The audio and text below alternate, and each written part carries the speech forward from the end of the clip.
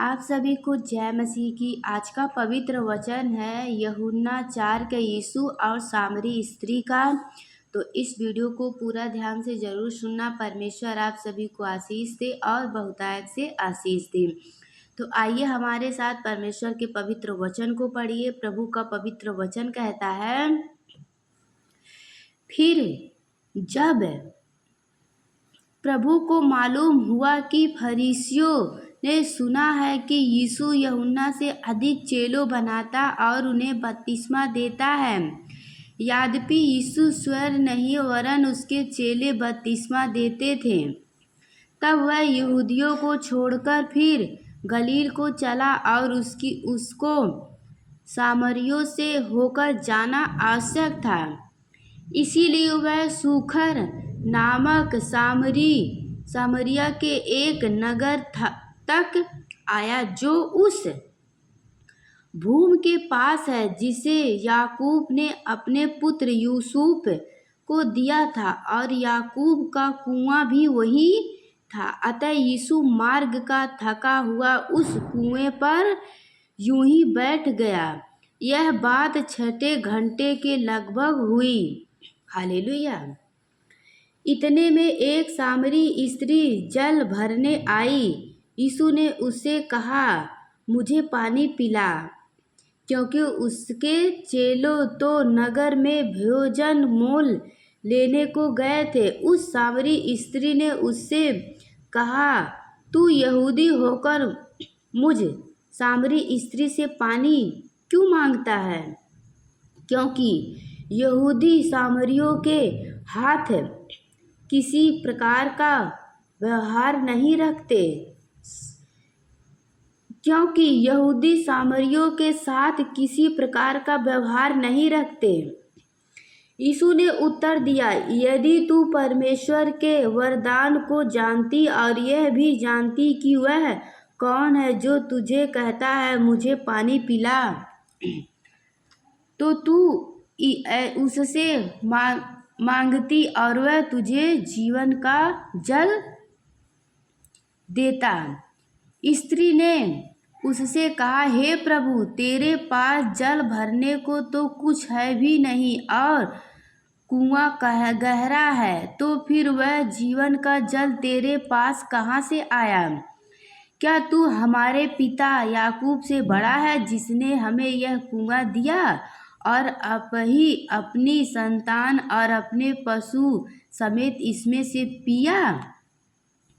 यीशु ने उसको उत्तर दिया, जो कोई यह जल पिएगा वह फिर प्यासा होगा, परंतु जो कोई उस जल में से पिएगा जो मैं उसे दूंगा वह फिर अनंत काल तक प्यासा ना होगा, वरन जो जल मैं उसे दूंगा वह उसमें एक सोता बन जाएगा जो अनंत जीवन के लिए उमड़ता रहेगा। हालेलुया। स्त्री ने उससे कहा, हे प्रभु, वह जल मुझे दे ताकि मैं प्यासी ना होऊं और ना जल भरने को इतनी दूर आऊं। यीशु ने उससे कहा, जा अपने पति को यहाँ बुला ले। स्त्री ने उत्तर दिया, मैं बिना पति की हूँ।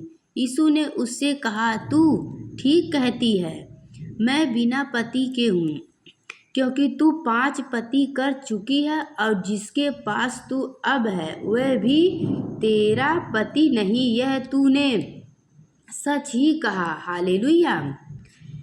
स्त्री ने उससे कहा, हे प्रभु, मुझे लगता है कि तू भविष्यवक्ता है। हमारे बाप दादों ने इसी पहाड़ पर आराधना की और तुम कहते हो कि वह जगह जहाँ आराधना करनी चाहिए यरूशलेम में है। यीशु ने उससे कहा, हे नारी, मेरी बात का विश्वास कर कि वह समय आता है कि तुम ना तो इस पहाड़ पर पिता की आराधना करोगे, ना यरूशलेम में। तुम जिसे नहीं जानते उसकी आराधना करते हो और हम जिसे जानते हैं उसकी आराधना करते हैं, क्योंकि यह उद्धार यहूदियों में से है। परंतु वह समय आता है, वरन अब भी है, जिसमें सच्चे भक्त पिता की आराधना आत्मा और सच्चाई से करेंगे, क्योंकि पिता अपने लिए ऐसा ही आराधकों को ढूंढता है। परमेश्वर आत्मा है और आवश्यक है कि उसकी आराधना करने वाला आत्मा और सच्चाई से आराधना करे। हालेलुया। स्त्री ने उससे कहा, मैं जानती हूँ कि मसीह जो शीघ्र कहलाता है आने वाला है। जब वह आएगा तो हमें सब बातें बता देगा।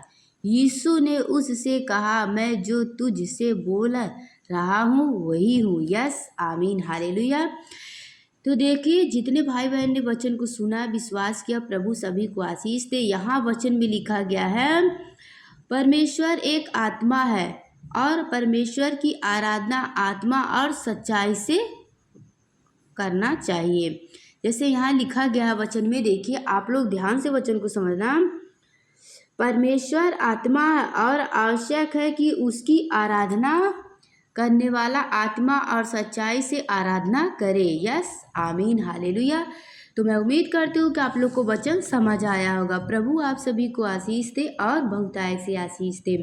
तो डेली वचन को सुनना है तो आप लोग चैनल को सब्सक्राइब कर लीजिएगा और वीडियो को भी शेयर करना, ताकि और भी लोग परमेश्वर के पवित्र वचन को जाने। वचन पे विश्वास हो तो कमेंट में आमीन जरूर लिखना। हालेलुया। तो आइए एक और हम वचन बताते हैं आप लोग को, जो कि बहुत इम्पोर्टेंट वचन है। ध्यान से वचन को सुनना। प्रभु का पवित्र वचन कहता है यूहन्ना 3:11 में, मैं तुझसे सच कहता हूँ कि हम जो जानते हैं वह कहते हैं और जिसे हमने देखा है उसकी गवाही देते हैं और तुम हमारी गवाही ग्रहण नहीं करते। हालेलुया। प्रभु आप सभी को आशीष दे। परमेश्वर का पवित्र वचन कहता है यूहन्ना 3:21 में, परंतु जो सत्य पर चलता है वह ज्योति के निकट आता है, ताकि उसके काम प्रकट हो कि वह परमेश्वर की ओर से किए हुए हैं। यस, आमीन। God bless you.